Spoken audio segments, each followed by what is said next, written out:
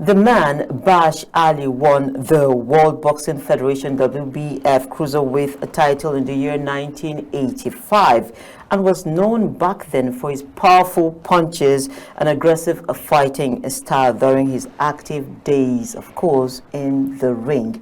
In the last 17 years, he's been in the news and he's been pursuing one cause, which is to host his Guinness World Record Boxing Championship in Nigeria. Mr. Bash Ali, nice to have you on Top Talk. I'm happy to be here. How are the punches? Are they still very, very active? Still active, still lethal, still potent. Anybody I hit must go down. Oh, wow. You know, I'm like wine. I get better with time. Okay. Right now, I'm ready to shock the world. And nobody's going to stop me. I would like to start with your early days. Yes. And how did you become a boxer? Well, when I was in Nigeria, I was a wrestler. I was a wrestling champion. I branded myself as the strongest, wrestler in the world. So I left Nigeria when I was 18 years old. That was in 1974. Oh, wow. I went to America and started, and it was just by accident, I would say, because I never thought I would be a boxer. I was walking down the street and I saw a big picture of Muhammad Ali. Now, Muhammad Ali, what is this doing here? So I went inside and there were two boxing gym, two boxing ring. So I stood there and I was watching the guys spar and I was just daydreaming. Someday I'll be in this boxing ring and I'll make millions of dollars. Just daydreaming in my head. And one of the trainers came to me and tapped me. He said, would you like to join us? I said, sure. He says, okay, can you come tomorrow? I said, okay. So I went home and I was very excited.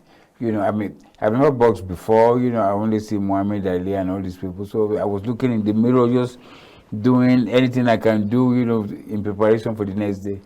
And the next day I went, and he brought in this big heavyweight called Woods.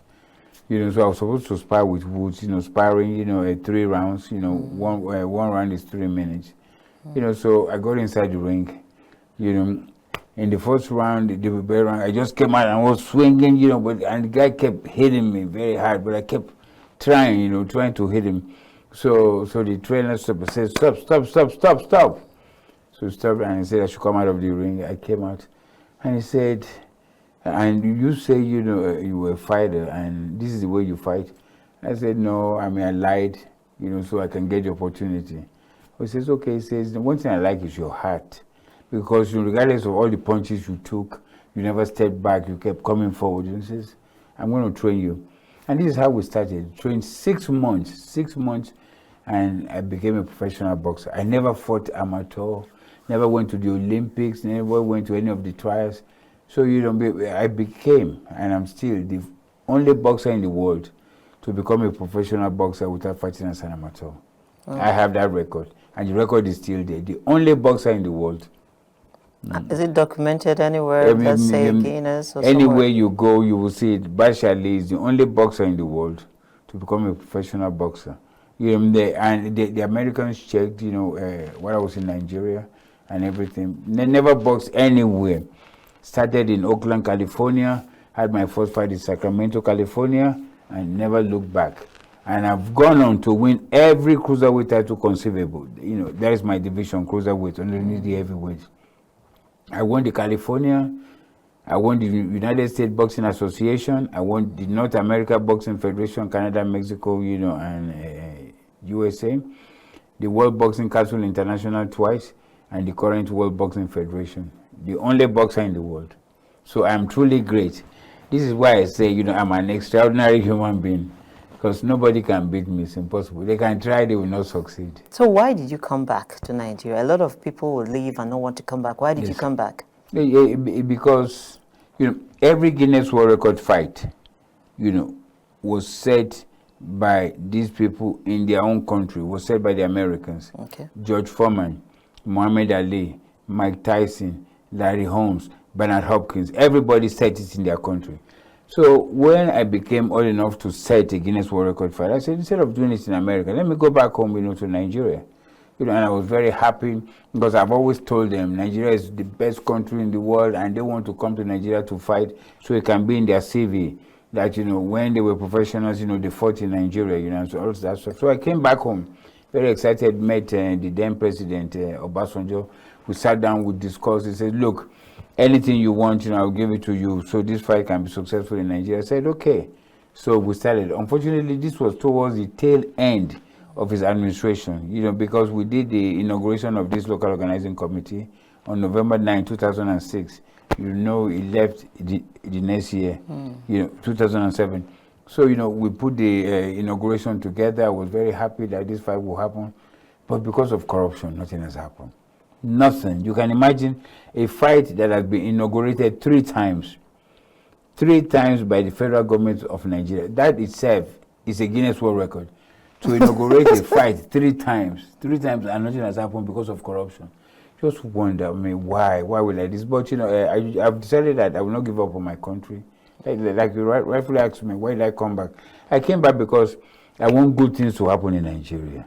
You know, I've outlived my usefulness in America. I went to America when I was very young. You know, learned the culture, met different people, you know, did everything. I'm happy. You know, but I just figured, let me come home and make my own country, you know, the best country in the world. And it will happen. Though there are obstacles in the way, but the obstacles will be knocked out. And this historic fight will happen in my great country, Nigeria. Okay, when you say corruption, Yes. I'm going to take you on that Okay. because it's something that is always in the news. Yes. Is this corruption you're talking about Yes. systemic or having to do with individuals? Individuals. And 3 consecutive times. Individuals, yes. 3 inaugurations. 3 inaugurations. The first one was November 9, 2006. Second one was January 14, 2014. The third one was on May 21st, 2019. 3 by the federal government of Nigeria. And in each statement, it said that the federal government of Nigeria will not, you know, accept the undermining of the integrity of this great nation. It says it there. And that the assignment must be carried out within 90 days. The assignment must be carried out within 90 days. The assignment is never carried out. So what is the bone of contention? Corruption. You know, does it have to do perhaps with the organization? Does it have to do with the funding? Does it have to do with preparations? Organization is excellent. The federal government brought together the private sector. Government is not even putting up a kobo. You know, we have the private sector who have been assembled to put the money together. They put the money together. As I'm talking to you, we don't need the money. The money has been deposited in the central bank. So what's the problem if the money has been there? The problem is that the federal government of Nigeria is supposed to midwife this historic event, you know, for a successful, you know, outing, right? And they have to do it through the Ministry of Sports. The Ministry of Sports, you know, have always been the problem because, you know, you want to make money. And I said, no, let's wait, let's do the right thing. Or you want to control. I mean, there's always a problem. But not all the ministers have been bad. You know, there have been good ministers like Bala Kauji, excellent man, never asked for 1 kobo. Then we move to Ndanusa, Abubakar Ndanusa, excellent man. So why didn't they do nothing? Unfortunately, their time was short. You know, when Bala Kauji, you know, was brought in during the time of Obasanjo, he only had 4 or 5 months. And for this fight to happen, we needed at least 6 months. So he couldn't put it together. But until his death, about 4 years ago, he was still a member of the local organizing committee because I brought him along. Then Sani Ndanusa, very, very good. The other one, Abubakar, who died in the plane crash. But I've had some bad ones. Bolaji Abdullahi, who wanted money before he did the right. I said, no, we are not going to get a kobo. You know, and he said he was not going to, you know, do the inauguration. So I went to Goodluck Jonathan, who was then the president. Goodluck Jonathan called him, asked him, go and do it. He did it, and he was fired.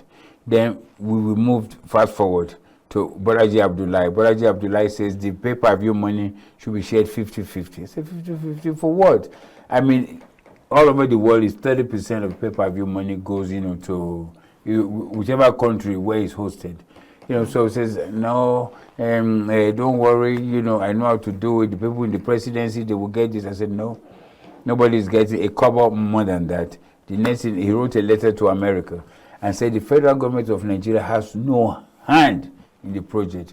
So which means the inauguration we did was fraud, which means the letter Nigeria wrote to America that Nigeria is a safe country to host this event, and that the Ministry of Youth and Sport will facilitate the quick release of the money domiciled at central bank is fraud. Just, turned everything upside down. Are these factual or allegations? Everything is factual. I have documents. It's not just talk. Everything is well documented, And people ask me, why do I still continue to deal with these people?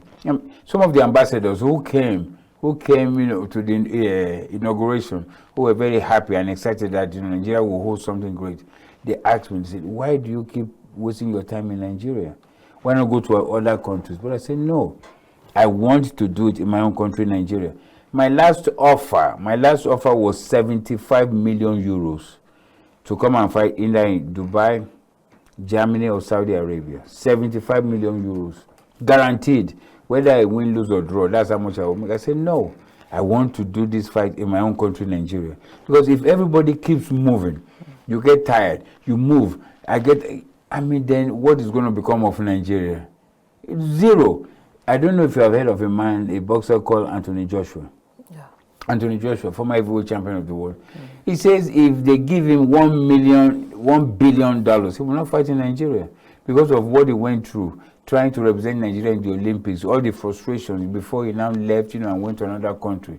So we kill our own. We drain everything. They remove the energy from you. For 17 years trying to get my country to do the right thing to benefit. As we are throwing punches in Nigeria, it will be shown in 132 countries on something called pay-per-view television. Just the same with the WWE kind of video. Thank you very much. Yeah. But this is even bigger because a 65-year-old man into your lungs, 65-year-old, 68, fighting a young, strong white American. Hey, people want to see this man commit suicide, and they will pay. It's estimated to be watched by an audience of between 30 to 35 million people, okay? But are you planning to kill yourself? No, but this is what people say. People love things like this, and we want to see, is this real or is it a joke? Okay, so now, they will pay $100 per viewer. And let's assume only 30 million people are watching around the world. In one night, we make $3 billion. That is people who are watching on television who wants to see this old man commit suicide, okay? We are not talking about, other sponsors. We are not talking about adverts. We are not talking about sales of souvenirs. We have things everywhere, things that can bring serious money to this country. And I see my president. My president is going around looking for investors, people to bring him money. He doesn't know what these people, these ministers in the ministries are doing. They are not working. We're supposed to have what is called renewed hope agenda, renewed hope. But these people are brought to renewed hopelessness. Hopelessness. People are suffering. How can a minister sit down and look at me and say, well, give me $1 million for this thing to be done, or otherwise something will happen. And then for 10 months, you have not done anything, just for you to call for a meeting with the members of the LOC. And John Ennon cannot call for a meeting until I called the press conference and wrote an open letter to Mr. President, telling Mr. President that for 10 months, this man has not done what he's supposed to do because he wants $1 million. And then he quickly did the press conference. Oh, I never asked Bashali for anything. I've only seen Bashali once in my life. But he did not tell Nigerians the truth. We were together in Lagos. We flew back from Lagos to Abuja together on Peace Airline Flight 7124. We came here together. We were in Abuja together until he picked up his luggage and left. But you see, we cannot continue to drive Nigeria backwards. I want Nigeria to be the best country in the world. And it's going to be the best country in the world. Before we go on break, are you very sure about this you just said? Absolutely positive, absolutely supremely confident. I have, my ticket. We flew together. John Ennon and Bash Ali. I've called the press conference now, and I gave everybody the information. He has not come out to say, Bash Ali, you are a liar. He has kept quiet. But is that right? In a civilized country, when you have been caught in a lie, you do the honorable thing. You say, no, I have failed my country. You resign, but not in Nigeria. they will continue to fight. He said he had seen me once, and I gave you his press release. We were together in Lagos. We flew Peace Airlines, flight 7124, from Lagos to Abuja. Me and him, we were in the air for about an hour. He sat directly behind me. When we got here again, we discussed. And I told him the $1 million is not possible. Wait, when we do the fight, everybody will get money. And he said, okay. So you look at the series of text messages between John Eno and I from November 20th, 2023 till now, you'll be amazed. Okay. Well, you'll be shocked. You'll be shocked that why would a public servant, you are a public servant, he's supposed to serve me. You will see the text messages. Oh, I've sent the file to here. I've sent, and all those were lies. He never sent the file to anywhere. The file was right there.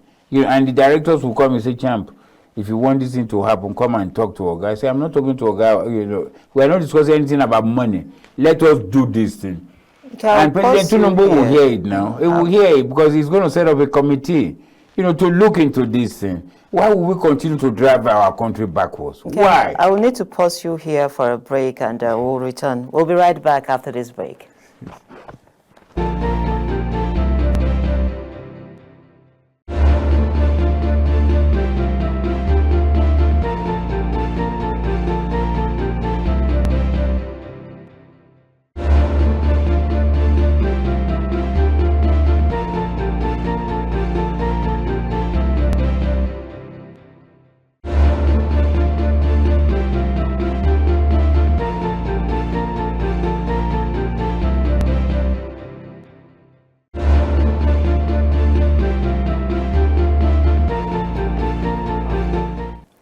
All right, you're welcome back. We go right now into the second leg of our question, and it will be, I took this out actually from your Facebook post during your birthday this year. Yes. And I'll take the issues one per time.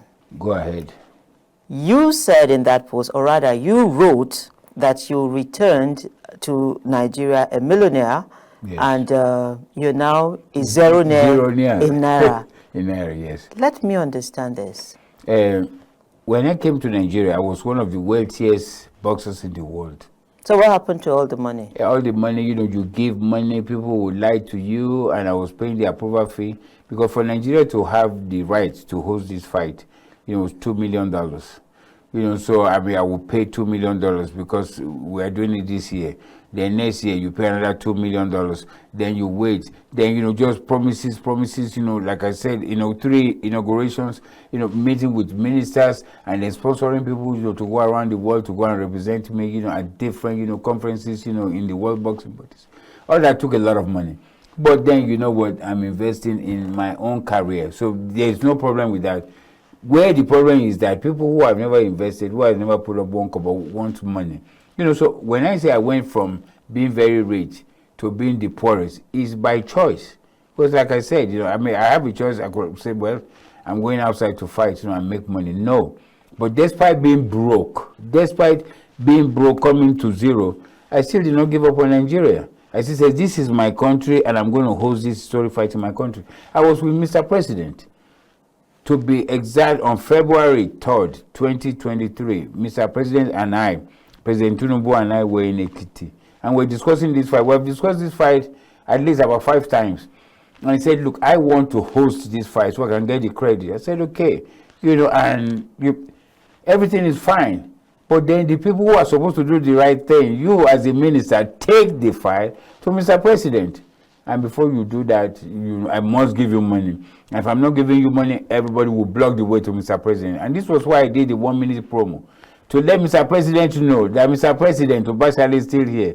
Knock out all the obstacles in the way so this historic fight can happen in Nigeria. Has any action been taken? Well, so far, I'm yet to hear from Mr. President. I've sent him several text messages. He's yet to reply. But I know he has a billion problems. So he may not have even read. I'm sure. Not that he may not. I'm sure he has not read anything. But I'm sure that one day he will see the promo on television, or his wife will see it and tell him, or his children will see it and tell him, or his close associates. Say, Mr. President, Basali is talking to you now. Knock out these obstacles. So this fight can happen in Nigeria. And this fight will happen in Nigeria. I'm supremely confident. At 68. At 68 years old. Extraordinary human being. And you said you want to retire at 70 and become a president. I'm going to fight till I'm 70 years old, retired, young, healthy, with a lot of money. Where is the youth in 70? Yes, with a lot of money, and then go on to become the president of Nigeria. This is what I've always said. If you watch my fight tape, since I was in my teens, since 18, 20, 19, I've always said it, that I want to be the president of Nigeria. But you're not a politician. And in America, the way they introduce me is Mr. President.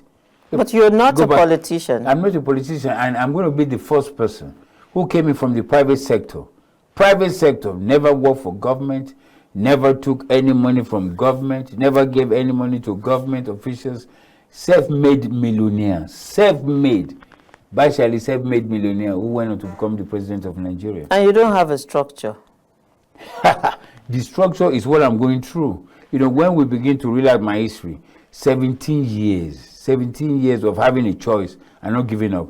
So the world will know, Nigerians will know that I'm not moved by money, but I'm moved by passion for my country, that my country must be a better country, my country must benefit. That is what Nigerians need. Nigerians need, a ruler who will care for the masses, who will want to do great things for the masses. And I think this is what our president is doing. President Tinubu is like that. But, he needs to have the right people in the right places. So, his good work, his good heart can begin to manifest. You are 68. President Tinubu has just spent 1 year. Yes.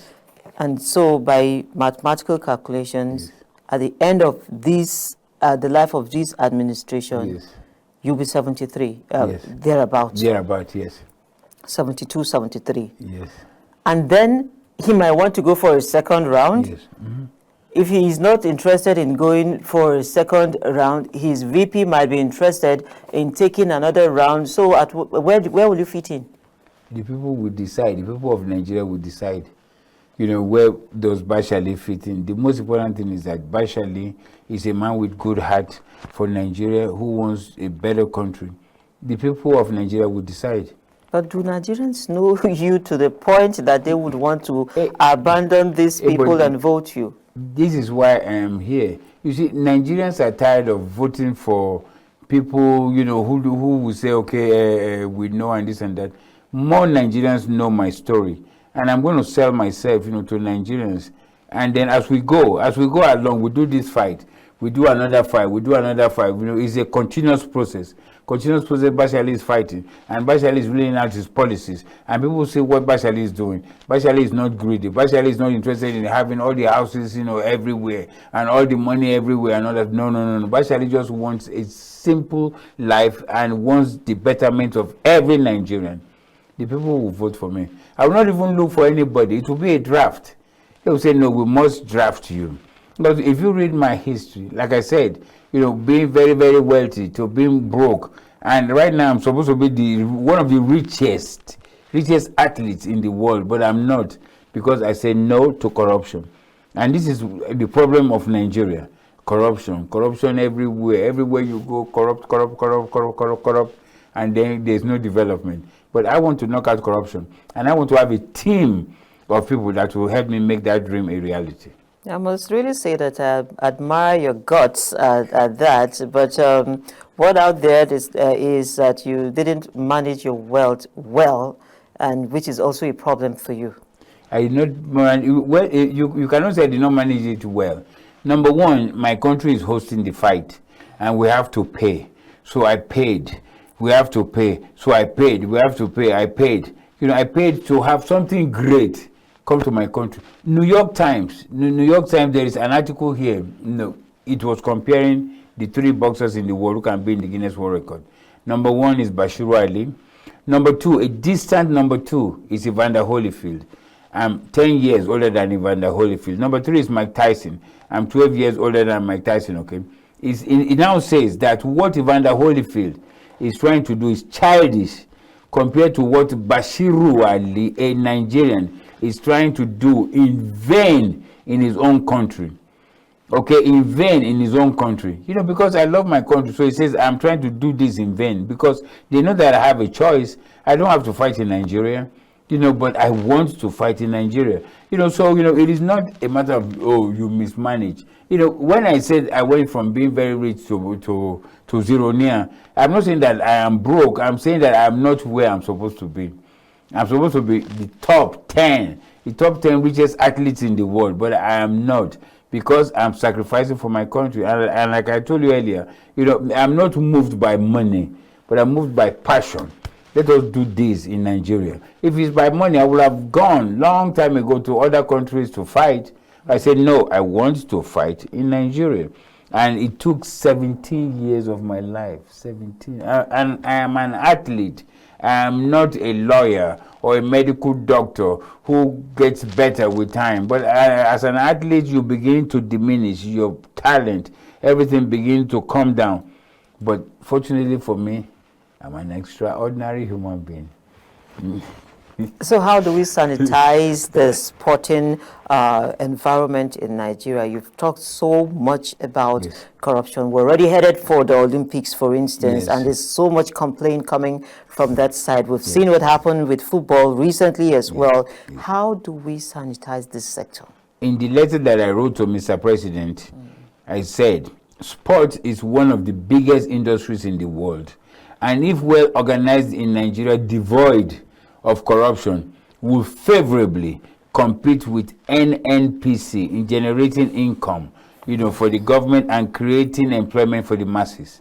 And it still rings true today, but if you continue to put the wrong people, in these places, nothing will happen. If I were the sports minister today, which Mr. President asked me if I would like to be, and I said no, because I have my assignment, that is the Guinness World Record fight. I don't want that. Okay, if I were the president, if I were the sports minister, I would never go to the president and ask for a kobo. I would generate money. Have you ever been to the National Stadium here? The place is like a graveyard. The main bowl is like a jungle.